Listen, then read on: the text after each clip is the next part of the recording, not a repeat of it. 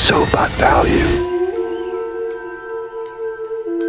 Assalamualaikum warahmatullahi wabarakatuh. Semoga kalian semua selalu dalam lindungan Allah dan dijauhkan dari gangguan yang tak kasat mata. Sebelum cerita dimulai, jangan lupa like, komen, dan subscribe agar kalian nggak ketinggalan kisah horor lainnya. Yuk kita mulai ceritanya. Malam itu, hujan turun rintik-rintik saat Seno menepikan motornya di pinggir jalan, tepat di depan sebuah gang kecil yang terlihat sepi dan gelap. Gang itu hanya cukup untuk satu sepeda motor lewat. Di ujungnya, samar-samar, terlihat sebuah rumah besar bergaya kolonial, berdinding tinggi dengan cat yang mulai pudar. Gerbang besinya sudah berkarat, dan rerumputan liar tumbuh subur di sekitarnya.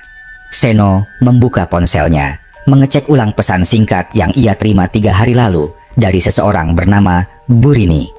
Ia ditawari pekerjaan sebagai asisten rumah tangga harian, bersih-bersih rumah, sesekali menemani pemilik rumah yang sudah lanjut usia. Upahnya cukup menggiurkan, apalagi untuk Seno yang baru beberapa minggu lalu di PHK dari tempat cuci motor tempat ia bekerja. "Mas Seno, rumahnya memang tua, tapi aman kok. Ibu tinggal sendirian. Kalau cocok, bisa jadi kerja tetap." Begitu isi pesan terakhir dari Burini. Dengan nafas agak berat, Seno mendorong gerbang yang berderit pelan. Suaranya mengiris udara malam yang dingin. Ia masuk ke pekarangan yang cukup luas, diapit pohon mangga tua dan beberapa pot bunga yang tampak tak terurus. Rumah itu, meski sudah kusam, masih menunjukkan bekas kemegahan masa lalunya. Ia mengetuk pintu kayu besar di depan, lalu menunggu. Tak lama, terdengar suara langkah kaki dari dalam. Pintu terbuka perlahan.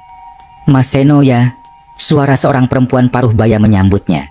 Tubuhnya kecil, rambutnya disanggul rapi, mengenakan daster coklat muda. "Iya Bu, saya Seno. Ini rumah Burini?" tanya Seno sopan. Perempuan itu tersenyum samar. "Betul, saya Rini. Masuk dulu, yuk. Udah makan belum?" Seno mengangguk canggung. Ia menuruti ajakan itu. Begitu melangkah masuk, hawa di dalam rumah terasa lebih dingin dari luar.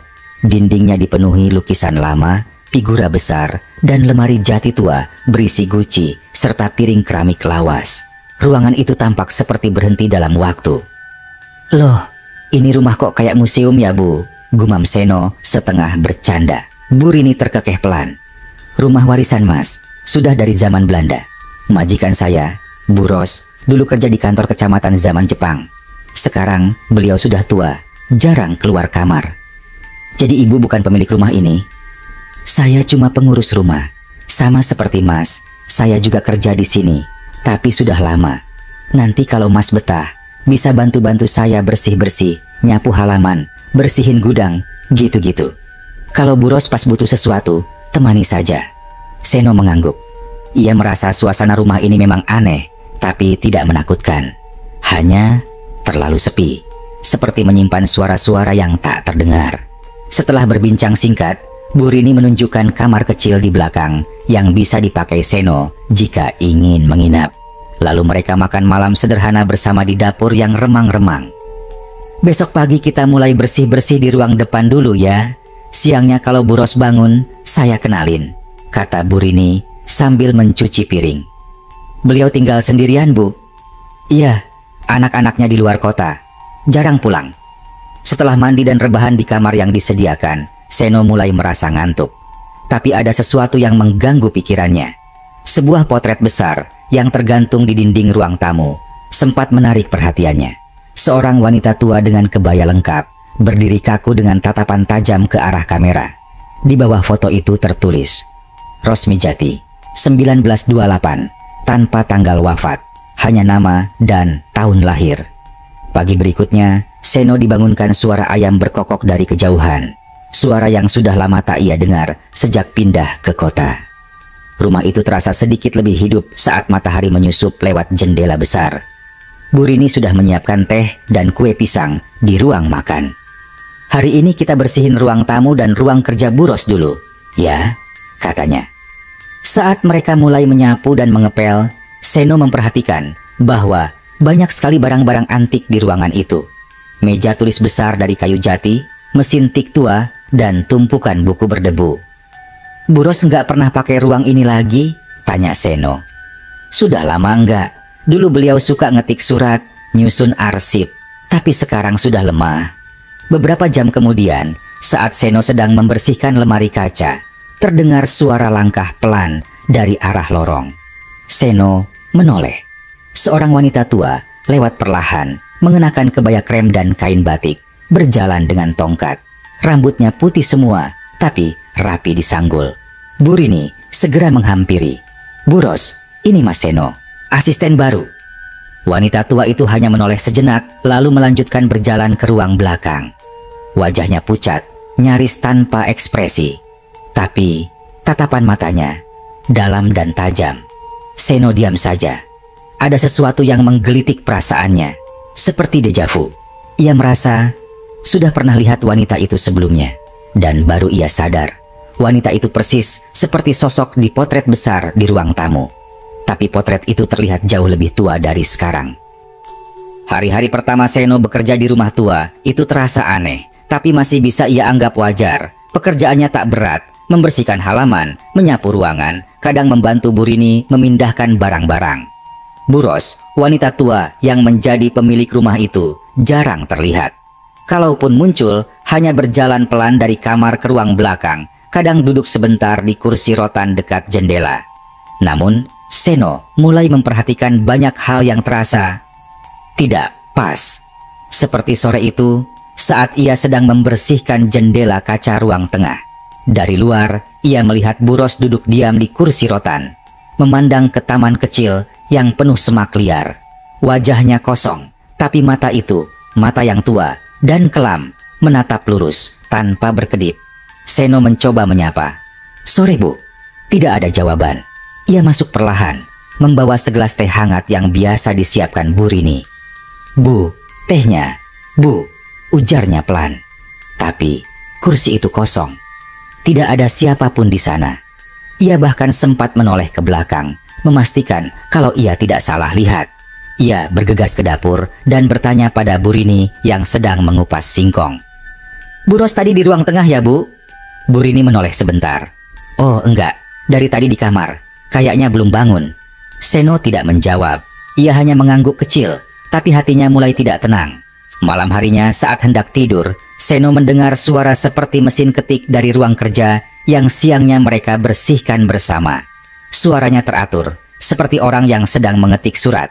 Awalnya ia pikir itu suara tikus atau mungkin kayu yang mengembang karena udara malam. Tapi suara itu terlalu jelas, terlalu berirama. Ia bangkit dari kasurnya, berjalan pelan ke lorong. Rumah itu gelap, hanya cahaya temaram dari lampu minyak di sudut tangga. Ruang kerja itu tampak tertutup. Seno mendekat, menempelkan telinganya. Sunyi. Ia mendorong pintu itu pelan. Engsel pintunya berderit pelan seperti mengeluh karena dibangunkan. Ruangan itu kosong. Mesin ketik tua masih tergeletak di atas meja, tak tersentuh. Tapi kertas kosong baru yang siangnya tidak ada, kini terselip di dalam rollernya.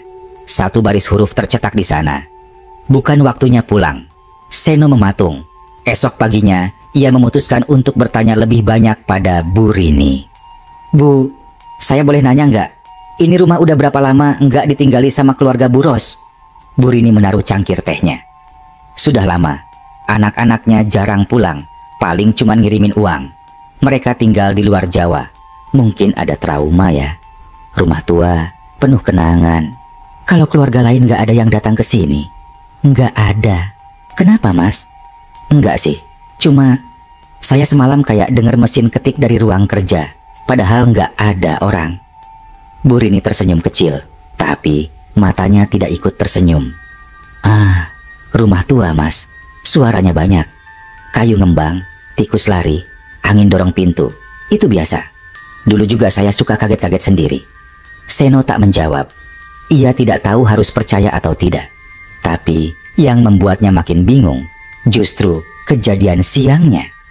Ia diminta Bu Rini memindahkan tumpukan buku tua dari lemari ke kardus. Saat memindahkan sebuah album foto tebal, ia tak sengaja melihat lembaran arsip tua yang terselip di dalamnya. Di situ tertera sebuah dokumen fotokopi surat kematian Nama Rosmijati, tanggal lahir 1928, tanggal wafat 14 April 1997. Seno diam mematung. Ia membaca ulang 2 kali, 3 kali. Tahun ini sudah 2025. Itu berarti Bu Ros seharusnya sudah meninggal hampir 28 tahun lalu. Ia membawa dokumen itu ke Bu Rini. "Bu, ini maksudnya apa ya?" Bu Rini melihat kertas itu. Wajahnya berubah sedikit, tapi ia segera tersenyum lagi, entah tulus atau tidak. "Oh, itu fotokopi lama. Salah ketik kayaknya. Soalnya Bu Ros masih ada kok. Tadi pagi kan Mas lihat sendiri." Seno ingin membantah, tapi ia bingung bagaimana harus menjelaskan. Ia yakin betul dokumen itu resmi, cap dan tanda tangannya jelas. Ia juga tahu betul bahwa yang ia lihat 2 malam lalu benar-benar Bu Ros. Wajah, postur, bahkan kebaya dan sanggulnya, semuanya persis seperti di foto tua di ruang tamu. Dan bukan hanya itu, dalam beberapa hari terakhir, ia mulai menyadari bahwa tak pernah terdengar suara televisi atau radio dari kamar Bu Ros. Tak pernah ada aroma minyak kayu putih atau balsem yang biasa digunakan orang tua. Dan yang paling ganjil, Seno tak pernah sekalipun melihat Bu Ros berbicara. Ia hanya lewat, diam, menatap, atau duduk dengan wajah kosong. Malam keempat, hujan turun deras. Listrik sempat padam beberapa menit. Seno terbangun oleh suara ketukan pelan di pintu kamarnya. 3 kali. Ia bangun dan bertanya, "Siapa?" Tidak ada jawaban. Ia membuka pintu perlahan. Lorong kosong. Tapi di lantai terlihat jejak kaki basah. Seperti langkah kaki telanjang yang meninggalkan bekas dari ujung lorong menuju kamar Bu Ros. Pintu kamar itu sedikit terbuka. Dan dari celahnya, ia melihat sosok Bu Ros berdiri menghadap jendela yang terbuka. Hujan masih deras di luar. Gaun tidurnya basah, menempel di tubuh, rambutnya tergerai. Seno ingin memanggil, tapi tenggorokannya tercekat. Lalu wanita itu, tanpa menoleh, berkata pelan, nyaris berbisik. Tapi Seno mendengarnya jelas. "Kamu belum boleh pergi." Pagi harinya, langit masih mendung, menyisakan sisa hujan semalam. Seno terbangun dengan kepala berat, seperti habis mimpi panjang yang tak jelas ujungnya. Tapi bukan mimpi. Ia masih ingat jelas suara ketukan di pintu, jejak kaki basah, dan suara Bu Ros yang berkata, "Kamu belum boleh pergi." Kata-kata itu terngiang terus di kepalanya. Ia mencoba bersikap biasa, sarapan seperti biasa, menyapu halaman seperti biasa, dan membantu Bu Rini menata rak buku seperti biasa. Tapi dalam hatinya, ia resah. Ia mulai curiga bahwa yang sedang ia jalani bukan pekerjaan biasa. Ada yang ganjil. Dan bukan cuma dari sosok Bu Ros, tapi juga dari sikap Bu Rini. Siang itu, saat Bu Rini sedang pergi ke pasar, Seno memberanikan diri untuk mengecek kamar Bu Ros. Pintu itu terkunci, tapi dengan sedikit dorongan dan memutar gagang secara perlahan, pintu itu terbuka. Kamar itu luas, bergaya lawas. Langit-langitnya tinggi, lemari besar di sudut ruangan, dipenuhi pakaian yang semuanya tampak lama, model kebaya, kain batik lawas, dan baju tidur yang sudah pudar warnanya. Meja rias tua berdiri di sudut dekat jendela, penuh debu. Namun, yang membuat Seno terdiam adalah tempat tidur besar di tengah ruangan. Rapi, kosong, tidak tampak seperti ditempati seseorang. Seno melangkah pelan. Ia membuka lemari, isinya hanya kain-kain lama yang harum kapur barus. Tidak ada baju baru, tidak ada benda-benda modern. Ia menengok ke meja kecil di samping tempat tidur. Di atasnya ada jam waker antik yang jarumnya berhenti pada pukul 3:15. Lalu, ia melihat album foto kecil di atas meja itu. Ia buka satu persatu. Foto-foto keluarga zaman dulu. Ada Bu Ros saat muda, berfoto dengan anak-anak kecil. Beberapa foto hitam putih, beberapa sudah menguning. Lalu ia menemukan sebuah foto yang membuat napasnya tercekat. Foto sebuah tahlilan. Orang-orang duduk bersila di ruang tamu rumah itu. Karpet merah tua, dinding penuh figura. Di tengah ada bingkai foto besar Bu Ros, sama persis seperti yang tergantung di ruang tamu sekarang, dengan pita hitam melintang di sudutnya. Di bawahnya bunga-bunga tabur. Itu foto tahlilan untuk Bu Ros. Tertanggal April 1997. Sore itu, ketika Bu Rini pulang dari pasar, Seno memutuskan untuk bicara terus terang. Ia sudah tak sanggup berpura-pura tidak merasa ada yang janggal. Bu Rini, maaf sebelumnya, tapi saya harus nanya, sebenarnya Bu Ros itu masih hidup atau... Bu Rini terdiam. Ia menurunkan kantong belanjaannya ke atas meja. Mas Seno, saya ngerti Mas pasti bingung, tapi ada hal-hal yang memang nggak bisa dijelasin pakai logika biasa. Saya lihat dokumen kematian beliau, saya lihat foto tahlilan, tapi saya juga lihat Bu Ros jalan, duduk, bahkan semalam beliau bicara pada saya. Bu Rini menghela napas panjang. Wajahnya yang biasanya tenang kini tampak lelah, seperti menahan sesuatu bertahun-tahun. Bu Ros memang sudah wafat Mas, 28 tahun lalu.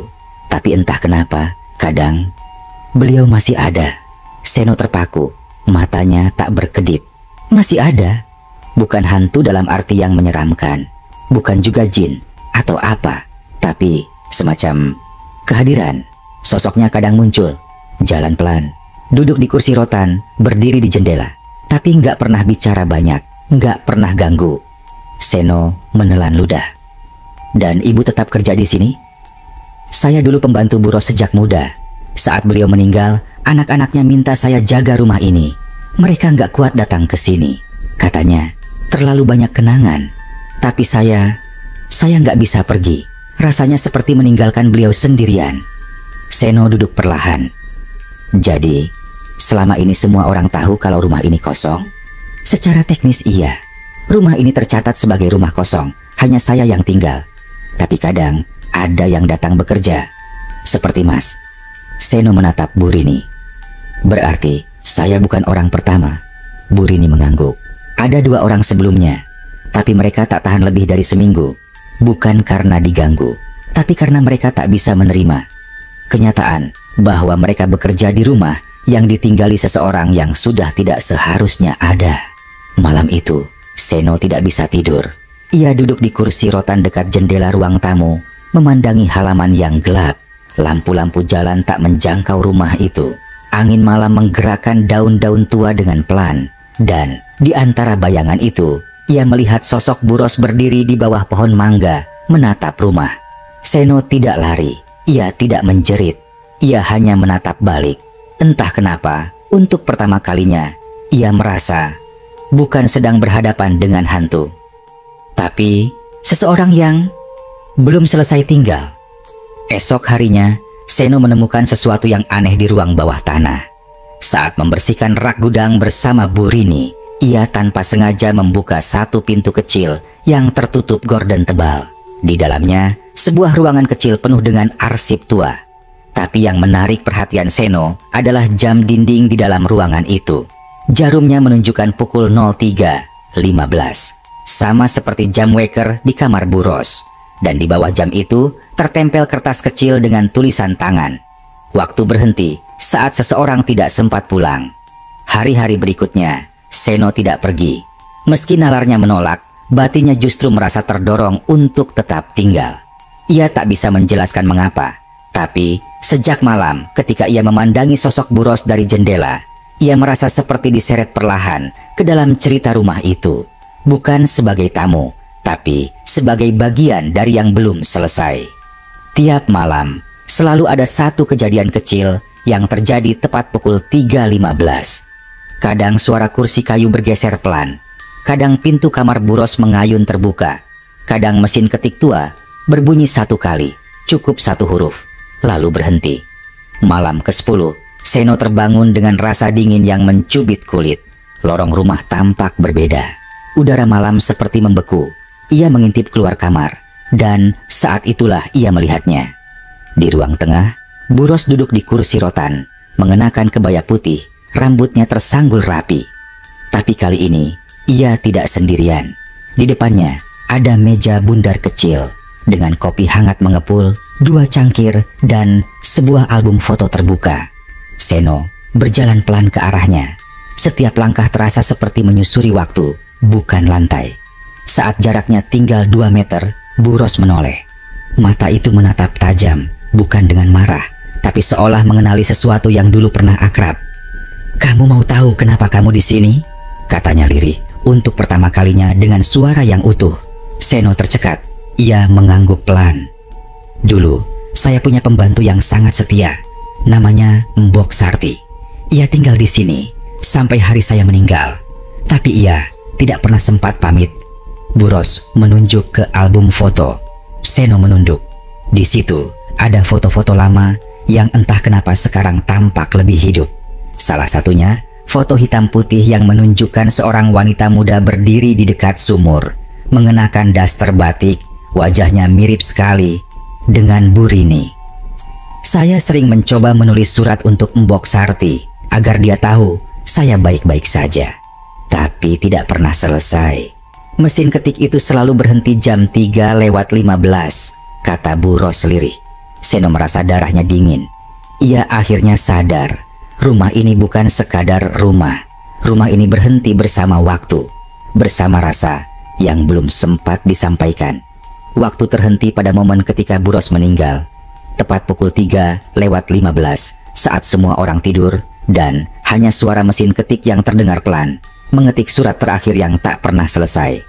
"Dan kamu," lanjut Buros, "datang untuk menjadi saksi, bukan karena kamu mencari kerja, tapi karena kamu butuh tahu bahwa ada cerita yang harus disampaikan." Seno mundur pelan. Ia menatap ke arah dapur dan ia melihat sosok lain berdiri di sana. Bu Rini. Tapi bukan Bu Rini yang selama ini ia lihat.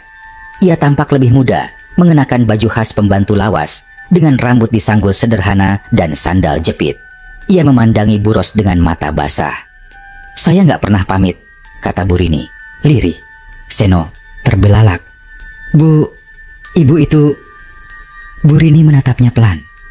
"Mas Seno, mungkin saya bukan sepenuhnya manusia biasa lagi. Saya nggak tahu sejak kapan saya mulai tinggal di antara waktu yang berhenti. Mungkin saya sudah pergi lama, tapi rasa bersalah saya itu yang menahan saya di sini." Seno mundur, hampir jatuh. Tapi ia tidak merasa takut. Yang ia rasakan adalah duka yang sangat dalam, seperti menyaksikan dua jiwa yang selama puluhan tahun saling mencari, namun tidak pernah bertemu. Sampai malam ini, Buros berdiri dari kursinya. Ia mendekati Bu Rini, memegang tangannya. "Aku tahu kamu selalu ada, Sarti," katanya. "Aku tidak pernah sendiri." Lalu keduanya perlahan memudar, tidak menghilang dalam cahaya, tapi seperti lukisan yang ditiup angin, pelan-pelan larut ke udara. Dan pada saat itulah jam dinding di ruang tengah berbunyi nyaring. Jarumnya bergerak. Pukul 3:16. Waktu yang selama ini beku akhirnya berjalan kembali. Keesokan harinya, Seno bangun di kasurnya dengan jendela terbuka dan sinar matahari pagi menyusup pelan ke dalam kamarnya. Rumah itu tidak lagi terasa dingin. Tidak ada suara mesin ketik. Tidak ada suara pintu terbuka sendiri. Ia keluar kamar. Rumah itu benar-benar kosong. Tak ada tanda-tanda keberadaan Bu Rini. Tidak ada peralatan dapur. Tidak ada teh hangat. Seperti rumah yang memang sudah lama ditinggalkan. Seno mencari keluar rumah, menelusuri taman, membuka gudang, bahkan kembali ke ruang bawah tanah. Semua sama. Rumah itu kini hanya tinggal bangunan tua berdebu, sunyi, dan menua bersama waktu. Di atas meja ruang tamu ada selembar kertas dari mesin ketik yang tergeletak. Seno mendekat dan membacanya. Hanya ada satu kalimat rapi, seolah ditulis semalam. "Terima kasih telah mendengarkan cerita kami." 3 hari setelah malam itu, Seno belum meninggalkan rumah tua tersebut. Bukan karena tak ingin, tapi karena seperti ada tali halus yang mengikat perasaannya pada tempat itu. Bukan tali gaib, bukan kutukan, tapi sesuatu yang lebih sederhana. Rasa tanggung jawab. Ia tidak tahu apakah yang dialaminya disebut nyata atau mimpi. Tapi sejak waktu di rumah itu berjalan kembali, semuanya terasa berbeda. Udara lebih hangat, pintu tak lagi berderit sendiri, dan suara mesin ketik itu tak terdengar lagi. Namun rumah itu masih menyimpan banyak hal. Seno mulai beres-beres dengan niat untuk membersihkan semuanya sebelum benar-benar pergi. Ia mengangkat tikar tua, menyapu debu bertahun-tahun di bawah lemari, dan membuka kembali ruangan-ruangan yang selama ini tertutup. Di ruang bawah tanah, ia menemukan lemari arsip tua yang nyaris runtuh. Di dalamnya, banyak catatan tangan Bu Ros, surat-surat yang belum pernah dikirimkan, daftar belanja mingguan tahun 1980-an, bahkan agenda pribadi. Salah satu catatan menarik perhatiannya. Hari ini Mbok Sarti tampak murung. Saya tahu dia khawatir soal anaknya di kampung, tapi dia tak pernah bilang. Besok saya akan ajak bicara baik-baik. Semoga dia mau terbuka. Tanggal catatan itu 10 April 1997. Seno bergidik. Itu 2 hari sebelum Bu Ros meninggal dunia. Mungkin itulah pembicaraan yang tak sempat terjadi, yang akhirnya menjadi luka yang tak sembuh bagi 2 jiwa itu. Luka yang menahan mereka dalam lingkaran waktu selama 2 dekade lebih. Kini, luka itu telah sembuh. Hari keempat, Seno didatangi seorang pria tua ke rumah itu. Ia memperkenalkan diri sebagai Pak Saiful, mantan kepala RW yang dulu tinggal di kampung situ sebelum semua rumah tetangga dijual dan kawasan berubah jadi kompleks perkantoran. Saya dengar dari warga di warung, Mas kerja di rumah Bu Ros. Astaga, rumah ini sudah lama kosong. Seno mengangguk, mencoba tidak menjelaskan terlalu banyak. Pak Saiful menatap rumah itu lama. Dulu Bu Ros orang baik, Mas. Nggak sombong walau punya harta. Tapi setelah beliau meninggal mendadak, anak-anaknya nggak mau datang ke sini. Mereka seperti takut. Bukan takut karena hantu, tapi karena perasaan bersalah. Mungkin. Seno bertanya, perasaan bersalah kenapa? Katanya mereka dulu bertengkar soal warisan. Bu Ros sempat sedih katanya, tapi saya nggak tahu pasti. Pak Saiful mengelus janggutnya sebentar. Lalu ia berkata, lirih, saya ingat ada satu malam tahun 1997. Saya lihat lampu rumah ini masih nyala jam 3 pagi. Besok paginya kabar duka datang. Saya selalu percaya malam itu beliau masih nunggu seseorang datang. Seno tidak menjawab. Ia tahu betul siapa yang ditunggu. Malamnya, Seno duduk di tangga depan rumah. Ia membuka album foto tua yang dulu ia temukan di kamar Bu Ros. Kini, ia bisa melihat wajah-wajah di sana dengan berbeda. Ada Bu Ros muda, berdiri di samping suaminya. Ada Mbok Sarti, wajahnya yang tak asing lagi. Kini ia sadari benar-benar adalah Bu Rini, atau lebih tepatnya, sosok yang selama ini ia kenal sebagai Bu Rini. Ia melihat foto itu dengan hati yang tak lagi berat. Mereka berdua telah selesai dengan urusan mereka. Telah saling temui, saling maafkan.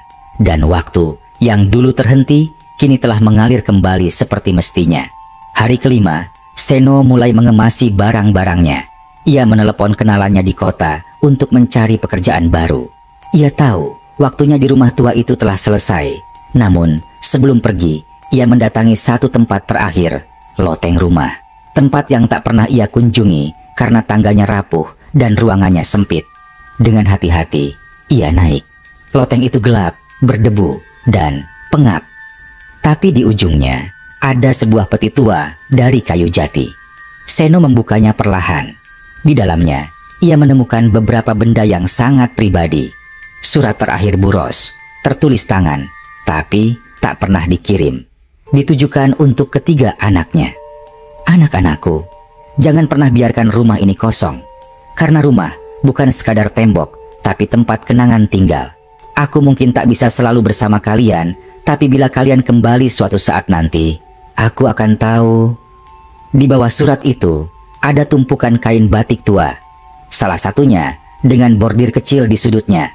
Untuk Mbok Sarti, terima kasih dari saya yang tak sempat berpamitan. Seno menutup peti itu dengan hati yang pelan-pelan menghangat. Malam itu, sebelum tidur terakhirnya di rumah tua, ia berdiri di depan pintu, memandang keluar. Angin bertiup pelan, dan entah dari mana, terdengar suara samar seperti 2 perempuan tengah berbincang di ruang tamu. Lalu, tawa kecil, hangat, dan hening. 1 minggu setelah meninggalkan rumah tua itu, Seno kembali ke kota dan mulai bekerja sebagai staf administrasi di kantor percetakan milik teman lamanya. Hidupnya berjalan biasa lagi. naik motor ke kantor, makan siang di warung Padang, pulang menjelang maghrib. Namun, sejak malam terakhir di rumah Bu Ros, Seno merasa ada sesuatu yang berubah dalam dirinya. Bukan semacam trauma atau ketakutan, tapi semacam kesadaran baru bahwa dunia tidak hanya dihuni oleh yang kasat mata, dan bahwa perasaan yang belum selesai bisa tertinggal di tempat, melekat pada ruang dan waktu.